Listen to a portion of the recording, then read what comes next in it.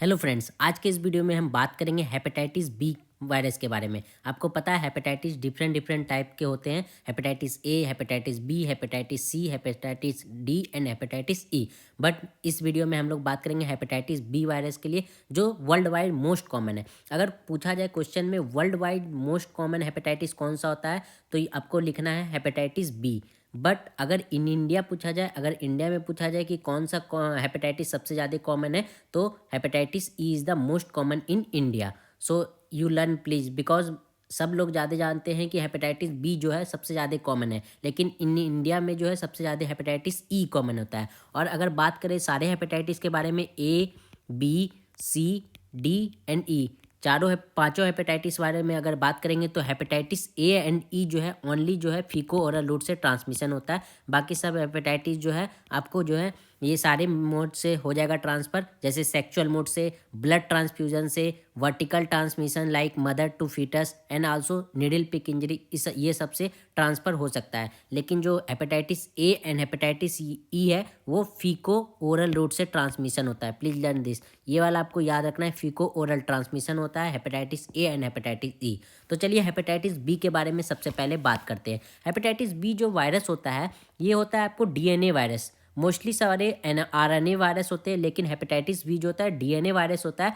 Most of book में आप देखेंगे कि ये लिखा रहता है double standard RNA DNA virus. But यहाँ पे आपको अगर क्वेश्चन में अगर आप ऑब्जेक्टिव सॉल्व कर रहे हैं, एमसीक्यू सॉल्व कर रहे हैं, अगर उसमें ऑप्शन है single standard and double standard both, तो आपको ये चूज करना है, क्योंकि ये पार्सली सिंगल स्टैंडर्ड होते हैं और पार्सली डबल स्टैंडर्ड होते हैं। तो इसीलिए आपको चुनना है DNA partially double stranded and partially single stranded virus. ये ना ही कंफर्म जो है कंप्लीट, ना ही ये सिंगल स्टैंडर्ड होता है और ना ही कंप्लीट डबल स्टैंडर्ड होता है। इसलिए आपको चूज करना है double stranded and single standard. Genome के अगर साइज देखा जाए, तो यहाँ पे आप देख सकते हैं 3.2 केबी के साइज के इसके जीनोम्स होते हैं। केबी मतलब किलो बिट्स, यहाँ पे याद रखिए केबी मतलब किलो बिट्स होते हैं। और अगर शेप का अगर बात किया जाए, तो किस तरह के शेप होते हैं हेपेटाइटिस वायरस, तो शेप जो इसका होता है आपको स्पेरिकल टाइप का दिखेगा।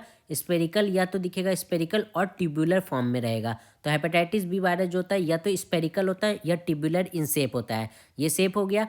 ये देखिए इंपॉर्टेंट वर्ड आपको याद करना है, जीनोम किस तरह के शेप के होते हैं, किस तरह के वायरस है ये, double standard, single standard, double standard shape भी आपको याद करना है। उसके बाद अब आते हैं इसका इंक्यूबेशन पीरियड क्या होता है। सभी वायरस का अलग अलग इंक्यूबेशन पीरियड होता है। तो हेपेटाइटिस बी वायरस जो होता है इसका इंक्यूबेशन पीरियड होता है 30 डेज से 180 डेज, अप्रॉक्स 30 डेज से 180 डेज तक का इसका इंक्यूबेशन पीरियड होता है। तो ये भी आपको याद रखना है, इंक्यूबेशन पीरियड कितना होता है हेपेटाइटिस बी वायरस का, तो 30 डेज से 180 डेज। उसके बाद antigen, different different antigen present in hepatitis B virus. यहाँ पे आप एंटीजन देखेंगे हेपेटाइटिस बी वायरस में कौन कौन सा एंटीजन आपको देखने को मिल सकता है। तो आपको 4 एंटीजन आपको लर्न करना है। एक तो है HBS एंटीजन, दूसरा आपको याद करना है HBC एंटीजन, तीसरा आपको लर्न करना है HBE एंटीजन एंड फोर्थ है HBX एंटीजन। HBX एंटीजन आपको हमेशा नहीं दिखेगा जब आपको कार्सिनोमा होगा, मतलब हेपेटोसेलुलर कार्सिनोमा मतलब कैंसर। याद रखिएगा हेपेटाइटिस बी वायरस जो होता है कैंसरस भी हो सकता है, ये कैंसर कॉज भी हो सकता है। तो इसलिए HBX एंटीजन तभी दिखेगा जब ये कैंसरस फॉर्म में हो। तो हेपेटोसेलुलर कार्सिनोमा यहाँ पे आप लर्न कर सकते हैं। तो हेपेटोसेलुलर कार्सिनोमा मीन्स कैंसर, यहाँ पे आपको दिखेगा HBX एंटीजन। ये मोस्टली आपको HBV वायरस मतलब हेपेटाइटिस बी वायरस में दिखता है, और समटाइम HBSCB वायरस मतलब हेपेटाइटिस सी वायरस में दिखता है। तो हेपेटाइटिस बी वायरस में याद रखना है आपको, अगर कार्सिनोमा होगा तो ये HBX एंटीजन दिखेगा। HBS एंटीजन जो होता है आपको फर्स्ट, जब अगर हेपेटाइटिस इन्फेक्शन होगा तो फर्स्ट अपीयर इन ब्लड, ये आपको ब्लड में दिखेगा सबसे पहले। First appear in blood hepatitis B virus में HBS एंटीजन। HBC एंटीजन का मतलब क्या होता है, ये कभी आपको ब्लड में नहीं दिखता है, ये लर्न कर लीजिएगा, नेवर्स अपीयर इन ब्लड। ये बहुत ही इंपॉर्टेंट क्वेश्चन है, नेवर अपीयर इन ब्लड में पूछा जाए कौन सा एंटीजन होता है हेपेटाइटिस वायरस में जो ब्लड में नहीं दिखता, ये सिर्फ आपको दिखेगा लीवर में, हेपेटोसेलुलर सेल में दिखेगा, ये आपको ब्लड में नहीं दिखेगा। तो वो है HBC एंटीजन। और HBE एंटीजन, ई का मतलब होता है आपको रिप्लिकेशन ज़्यादा करेगा, इन्फेक्शन ज़्यादा करेगा।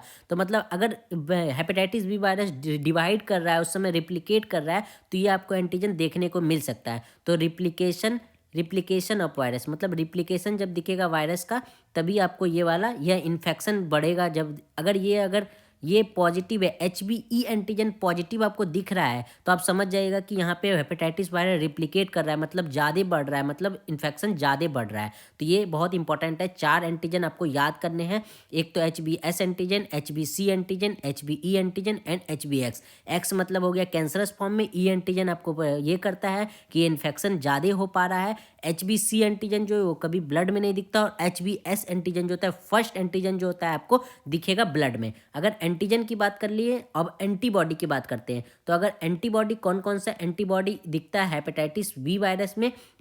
हेपेटाइटिस बी में जो है एंटीबॉडी दिखता है, आपको याद करना है 3 एंटीबॉडी दिखता है। एक तो होता है HBS एंटीजन एंटीबॉडी आपको दिखेगा, ये आपको सीरो कन्वर्जन एंटीबॉडी होता है। ये एंटीबॉडी फॉर्म होगा जब ये रिकवरी होने लगेगा। उसके बाद आपको दूसरा दिखता है HBC एंटीजन। यहाँ पे देखिए HBC एंटीजन, मतलब इसके अगेंस्ट बनेगा। ये आपको 2 फॉर्म में दिखेगा, एक तो होगा आपको IgM के फॉर्म में, एक होगा IgG के फॉर्म में। अगर हेपेटाइटिस जो है एक्यूट हेपेटाइटिस है, एक्यूट हेपेटाइटिस बी है, तो ये आपको दिखेगा लाइक एंटीबॉडी IgM टाइप का एंटीबॉडी। और अगर क्रोनिक फॉर्म में है, अगर क्रोनिक फॉर्म में हेपेटाइटिस बी वायरस दिख रहा है तो आपको ये दिखेगा IgG फॉर्म में। तो याद रखिएगा, अगर एक्यूट हेपेटाइटिस बी वायरस है तो आपको दिखेगा IgM, एंड एक्यूट नहीं होके क्रोनिक अगर हो गया है, मतलब लॉन्ग टाइम तक ये चला गया, तो ये आपको दिखेगा IgG टाइप का HBC एंटीजन। ये आपको देख 2 याद रखना है, 2। और एक लास्ट जो होता है आपका HBE एंटीजन, ये तीसरा एंटीजन होता है HBE एंटीजन। ये क्या करता है, जब ये एंटीबॉडी दिखने लगेगा आपको, तो ये एंटीबॉडी दिखने का मतलब होता है डिक्रीज कर रहा है रिप्लिकेशन, मतलब इन्फेक्शन डिक्रीज हो जा रहा है। तो ये एंटीबॉडी बनने लगा मतलब इन्फेक्शन डिक्रीज हो रहा है, और हमारे लिए अच्छी बात है ये इन्फेक्शन डिक्रीज होना। अब बात करते हैं कि किस तरह से ट्रांसमिशन होता है हेपेटाइटिस वी वायरस का। पहला जो है मोस्ट कॉमन जो रूट होता है सेक्चुअल रूट है, जिसको हम आल्सो कहते हैं परक्यूटेनियस ट्रांसमिशन। तो मोस्ट कॉमन ट्रांसमिशन रूट अगर पूछा जाए हेपेटाइटिस बी वायरस का, तो आपको लिखना है most common transmission route is the sexual transmission. Second अगर देखा जाए तो ब्लड ट्रांसफ्यूजन के थ्रू भी ये ट्रांसमिट होता है, तो ब्लड ट्रांसफ्यूजन के थ्रू भी इसका ट्रांसमिशन देखा गया है। और उसके बाद वर्टिकल ट्रांसमिशन, वर्टिकल ट्रांसमिशन आप वहाँ पे देखेंगे जब मदर से जाता है फीटस की ओर, मदर से फीटस में अगर हेपेटाइटिस बी ट्रांसमिशन हो रहा है तो इसको बोलते हैं वर्टिकल ट्रांसमिशन। तो प्लीज़ लर्न, ये मदर से फीटस की ओर जाता है, मदर से फिटस जब बेबी होने का रहता है तो उस समय अगर ट्रांसमिशन होता है हेपेटाइटिस वायरस का, तो इसको बोलते हैं वर्टिकल ट्रांसमिशन। तो अब हमको बच्चे को बचाना है हेपेटाइटिस बी वायरस से, तो जैसे ही बच्चे का जन्म होता है उसके 6 आवर में, मतलब 6 आवर के अंदर आपको यहाँ पे एंटीबॉडी देना है, मतलब इम्यूनोग्लोबिन देना है within 6 hour. Please learn this, within 6 hour में आपको ये वाला एंटीबॉडी देना है,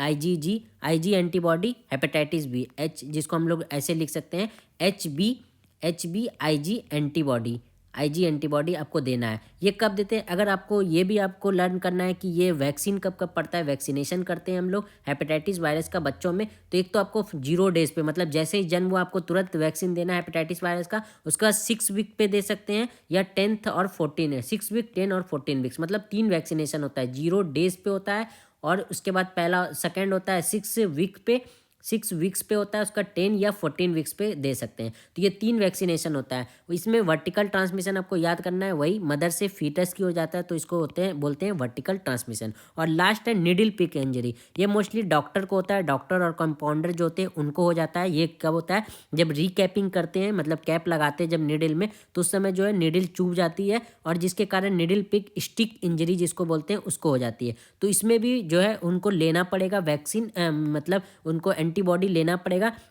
इसमें 30% चांस होते हैं कि ट्रांसमिट हो जाए, इसलिए एंटीबॉडी लेना पड़ता है। और इसमें भी आपको याद करना है कि 6 आवर के अंदर लेना है। इसमें तो आप चलिए 24 आवर तक ले सकते हैं, बच्चों में मतलब 24 आवर तक देना होता है, लेकिन अगर निडल पिक इंजरी हो गया तो 6 आवर के अंदर आपको लेना पड़ेगा निडल पिक इंजरी के बाद। तो ये याद रखना है, 4 तरह का मोड ऑफ ट्रांसमिशन होता है। Sexual mode transmission, second is the blood transfusion के थ्रू होता है, third is the vertical transmission mother से फीटस की ओर, और फोर्थ है एक्सीडेंटल निडल स्टिक इंजरी। ये 4 मोड होता है ट्रांसमिशन का। मोस्ट कॉमन पूछा जाए तो sexual is the most common mode of the transmission of the hepatitis B virus. अब हम आते हैं क्लिनिकल फीचर। क्लिनिकल फीचर आपको क्या क्या देखने के मिलेंगे patient of hepatitis B virus में। तो एक तो आपको ये वाला फीचर तो सब में मोस्टली दिखता है, नोजिया और वॉमिटिंग ये आपको इसमें भी दिखेगा नोजिया वॉमिटिंग होते हुए। उसके बाद आपको माइल्ड टाइप का फीवर दिखेगा, लो ग्रेड फीवर जिसको बोलते हैं, लो ग्रेड, ज़्यादा आपको फीवर देखने को नहीं मिलेगा, लो ग्रेड फीवर। इक्टेरुस दिखेगा, ये तो मोस्ट कॉमन काउज आल्सो आपको देखने को मिल सकता है, क्योंकि इसमें सीरम बिलिरुबिन जो होता है 2% से ज़्यादा, 2 मिलीग्राम% से ज़्यादा हो जाता है। याद करना है, सीरम बिलिरुबिन जो होता है 2 मिलीग्राम% से ज़्यादा हो जाएगा, बिलिरुबिन ज़्यादा हो जाएगा, मोर देन 2 मिलीग्राम%। सो इसमें इक्ट्रूस दिखता है, मतलब आइज अगर आप स्केलरा को देखेंगे तो वो पीलेपन का दिखेगा। उसके बाद आपको क्या होगा, पेन, पेशेंट अगर आप देखेंगे तो पेशेंट बोलेगा कि pain in right hypochondrium region में पेन आपको दिखेगा, देखने को मिलेगा, टेंडरनेस टाइप का दिखने को मिलेगा। हाइपोकॉन्ड्रियम, राइट हाइपोकॉन्ड्रियम में जो है जहाँ पे लीवर प्रेजेंट होता है तो वहाँ पे पेन देखने को मिलता है। तो nausea, vomiting, low grade fever, icterus देखने को मिलता है, और पेन इन हाइपोकॉन्ड्रियम रीजन में आपको देखने को मिलेगा। उसके बाद एप्लास्टिक एनीमिया, ये कौन सा एनीमिया इसमें देखने को मिल सकता है हेपेटाइटिस बी वायरस में, तो एप्लास्टिक टाइप ऑफ एनीमिया देखने को मिल सकता है। और अगर किडनी का बात किया जाए तो मेम्ब्रेनस ग्लोमेरुलोनेफ्राइटिस ज़्यादा देखने को मिलता है compare to membranoproliferative glomerulonephritis. तो आपको यहाँ पे याद रखना है मेम्ब्रेनस ग्लोमेरुलोनेफ्राइटिस, बिकॉज अगर हम हेपेटाइटिस सी वायरस के बारे में बात करेंगे तो वहाँ पे हम बोलेंगे मेम्ब्रेनस ग्लोमेरुलोनेफ्राइटिस जो होता है वो कम देखने को मिलता है as compared to membranoproliferative glomerulonephritis देखने को मिलता है हेपेटाइटिस सी में। तो इसमें आपको याद रखना है मेम्ब्रेनस ग्लोमेरुलोनेफ्राइटिस ये है। उसके बाद अगर अदर फीचर देखने को मिलेगा तो पॉली अर्थराइटिस नोडोसा, जो वस्कुलाइटिस डिजीज है, पॉली अर्थराइटिस नोडोसा आपको देखने को मिल सकता है। तो ये सब क्लिनिकल फीचर आपको देखने को मिलेंगे। कोई बड़ा फीचर्स आपको देखने को नहीं मिलता है क्लिनिकल फीचर हेपेटाइटिस वायरस में, क्योंकि बहुत सारे में दिखता है। तो एक आपको मेन जो है इक्ट्रूस आपको देखने को मिलेगा, pain in right hypochondrium region में दिखेगा, जो आपको बताता है कि ये लीवर में कुछ प्रॉब्लम आ रहा है, ये आपको देखने को मिल सकता है क्लिनिकल फीचर्स में। अब बात करेंगे इन्वेस्टिगेशन, मतलब वर्कअप हम क्या करेंगे, क्या किस तरह से जाँच करेंगे कि हेपेटाइटिस बी वायरस है या नहीं। सबसे पहला तो आपको देखना है कि वहाँ पे HBS एंटीजन है। अगर आप देख लेते हैं HBS एंटीजन प्रेजेंट है तो आपको मोस्ट ऑफ द चांस रहेगा कि हेपेटाइटिस बी वायरस प्रेजेंट है। और HBE एंटीजन अगर आपको दिख रहा है तो मतलब ये इन्फेक्शन बढ़ते ही जा रहा है। तो ये आपको दो चीज़ आपको देखने को मिलेगा सीरम में, इसके HBS एंटीजन और HBE एंटीजन आपको प्रेजेंट मिलेगा। अगर हम LFT टेस्ट कराते हैं, लीवर फंक्शन टेस्ट अगर इसका करवाते हैं तो आपको दिखेगा सीरम बिलिरुबिन बढ़ा हुआ है, क्योंकि हम आपको पहले ही बोल दिए थे कि सीरम बिलिरुबिन बढ़ जाता है और 2 मिलीग्राम% से बढ़ जाता है। तो मोस्टली जो है अनकंजुगेटेड बिलिरुबिन रहता है, याद रखिएगा, अनकंजुगेटेड जो बढ़ता है वो अनकंजुगेटेड रहता है, क्योंकि कंजुगेटेड जो होता है ऑब्स्ट्रक्शन जब होता है तभी बढ़ता दिखेगा, इसमें अनकंजुगेटेड ही आपको बढ़ते हुए दिखेगा। और ये सबसे मेन चीज़ है SGOT और SGPT आपको समझना है। SGOT और SGPT जिसको हम अभी के टाइम में AST और ALT बोलते हैं। तो ALT और AST में क्या डिफरेंस है? ALT जो होता है हमारे सिर्फ लीवर में फॉर्मेशन होता है। तो कोई भी अगर आपको लीवर का डिजीज़ दिखे तो आपको याद रखना है कि कोई भी लीवर डिजीज़ हो रहा है तो आपको ALT बढ़ता ही दिखेगा। तो मोस्टली ALT इसमें बढ़ते हुए दिखेगा। कोई भी हेपेटाइटिस वायरस लाके hepatitis A B C D E कोई भी हेपेटाइटिस वायरस रहेगा, इन्फेक्शन रहेगा तो आपको ALT बढ़ता हुआ दिखेगा। लेकिन AST जो होता है ये ज़्यादा नहीं बढ़ता, क्योंकि AST जो है हमारे लीवर में भी फॉर्मेशन होता है और डिफरेंट ऑर्गन में भी फॉर्म होता है AST। इसीलिए AST आपको कब बढ़ता हुआ दिखता है, ये बढ़ेगा लेकिन कंपेयर टू ALT जो है कम बढ़ेगा। ALT ज़्यादा आपको बढ़ते हुए दिखेगा as compare to AST। AST आपको मोस्टली जो है अगर रेशियो बढ़ता है ALT के कंपेयर में AST का ज़्यादा, तो आपको दिखेगा एल्कोहलिक हेपेटाइटिस। एल्कोहलिक हेपेटाइटिस में बताएंगे कि आपको AST का लेवल ज़्यादा दिखता है एज कम्पेयर टू ALT। तो यहाँ पे आपको याद रखना है ALT का लेवल बहुत ज़्यादा बढ़ जाता है। उसके बाद सीरम अल्कलाइन फॉस्फेट जिसको हम लोग सैप कहते हैं, सीरम अल्कलाइन फॉस्फेट आपको नॉर्मल दिखेगा, कोई ज़्यादा आपको दिखेगा नहीं हेपेटाइटिस बी वायरस में। तो याद रखना ALT is the best indicator होता है लीवर डिजीज़ के ट्रांसमिशन को देखने के लिए। मतलब अगर ALT बढ़ रहा है तो लीवर में कुछ ना कुछ प्रॉब्लम है पेशेंट के, तभी ALT बढ़ रहा है। उसके बाद अल्ट्रासाउंड अगर करते हैं पेशेंट का तो उसमें echo texture span of liver रखेगा, मतलब नॉर्मल साइज से ज़्यादा दिखेगा टेक्सचर उसका। तो अल्ट्रासाउंड भी यूज कर सकते हैं डिटेक्शन के लिए। और उसके बाद स्टारी स्काई अपीयरेंस दिखेगा अल्ट्रासाउंड में। ये बहुत ही इंपॉर्टेंट क्वेश्चन है MCQ के हिसाब से।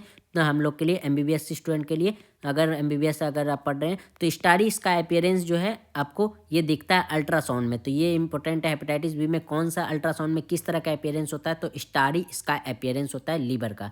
अगर हेपेटाइटिस बी में तो आपको बताए थे दो तरह का एंटीबॉडी दिखता है, आईजीएम और आईजीजी। अगर HBC anti H B C antigen अगर पॉजिटिव है आईजीएम टाइप का, तो आपको याद रखना है कि ये एक्यूट टाइप का हेपेटाइटिस है। और अगर आईजीजी टाइप का एंटी एचबीसी एंटीजन पॉजिटिव आ गया तो ये क्रोनिक को इंडिकेट करता है। तो ये क्रोनिक हेपेटाइटिस बी है और ये एक्यूट हेपेटाइटिस बी में इंडिकेशन होता है। तो ये इन्वेस्टिगेशन यूज करते हैं हेपेटाइटिस बी वायरस के डिटेक्शन के लिए। उसके बाद व्हाट इज ट्रीटमेंट। देखिए ट्रीटमेंट, हेपेटाइटिस बी वायरस उतना डेंजरस नहीं होता। लोग जितना मानते हैं कि हेपेटाइटिस बी वायरस डेंजर होता है, लेकिन ये उतना डेंजर नहीं होता जितना हेपेटाइटिस सी वायरस होता है। इसीलिए अगर acute form of hepatitis B virus है तो इसमें कोई भी ट्रीटमेंट का जरूरत नहीं होता। सबसे पहले पेशेंट को बेड रेस्ट के लिए कहते हैं कि बेड रेस्ट करे। उसके बाद उसको ज़्यादा कार्बोहाइड्रेट डाइट देते हैं, फैट और प्रोटीन डाइट ज़्यादा नहीं, फैटी डाइट तो एकदम नहीं देंगे, तो फैट डाइट कम कर देते हैं। मोर कार्बोहाइड्रेट डाइट मतलब तेल के कोई भी फूड जो है उसको देना मना करेंगे, उसको बोलेंगे इसको नेगलेक्ट करो और कार्बोहाइड्रेट डाइट को ज़्यादा प्रीफर करो।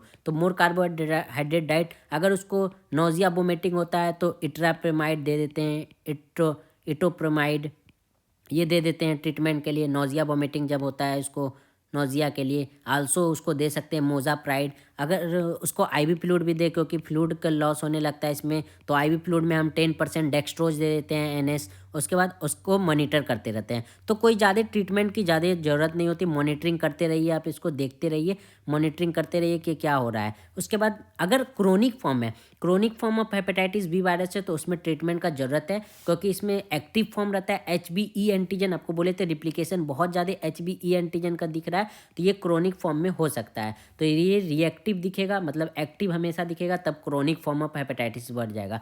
इसका बेस्ट अगर इन्वेस्टिगेशन पूछा हेपेटाइटिस बी वायरस का, तो यहाँ पीसीआर करेंगे। पीसीआर में एचबीवी डीएनए अगर दिख गया तो आपको कंफर्म करना है कि यह इन्वेस्टिगेशन कंफर्म है कि हेपेटाइटिस बी वायरस है। इसी तरह एचबीसीओ डीएनए दिख जाए तो ये हेपेटाइटिस सी वायरस है। तो ये बेस्ट इंडिकेशन है, बेस्ट इन्वेस्टिगेशन है, इन्वेस्टिगेट करेंगे कि हेपेटाइटिस बी वायरस है। तो अगर हेपेटाइटिस बी जो है क्रोनिक फॉर्म में रहेगा तो इसमें 2 × 10⁴ इंटरनेशनल यूनिट पर ml आपको देखने को मिल सकता है पीसीआर में हेपेटाइटिस बी वायरस का एंटीजन। तो ये आपको याद रखना है। और अगर ड्रग, क्रोनिक में अगर ड्रग ऑफ चॉइस पूछा जाए, ड्रग ऑफ चॉइस कौन सा ड्रग यूज करते हैं, तो tenofovir is the drug of choice for the hepatitis B virus in the chronic form, not acute form. Acute form में हमको कोई भी ड्रग का जरूरत नहीं होता। मैं आपको बोला कोई ज़्यादा डेंजरस नहीं होता एक्यूट फॉर्म, लेकिन क्रोनिक फॉर्म जो होता है डेंजरस होता है, इसलिए टेनोफोविर हम लोग दे सकते हैं, क्योंकि ये कार्सिनोमा भी कॉज कर सकता है। तो यही था हेपेटाइटिस बी वायरस में। अगर आपको कोई भी क्वेश्चन लगता है, आपको अगर कोई भी डाउट है तो आप कमेंट कीजिए, मैं आपको जरूर उसका जो है सॉल्यूशन बताऊंगा। अगर कोई भी एमसीक्यू जो है प्रॉब्लम आपको अगर कर रहा है तो आप उसमें मुझे कमेंट कर सकते हैं।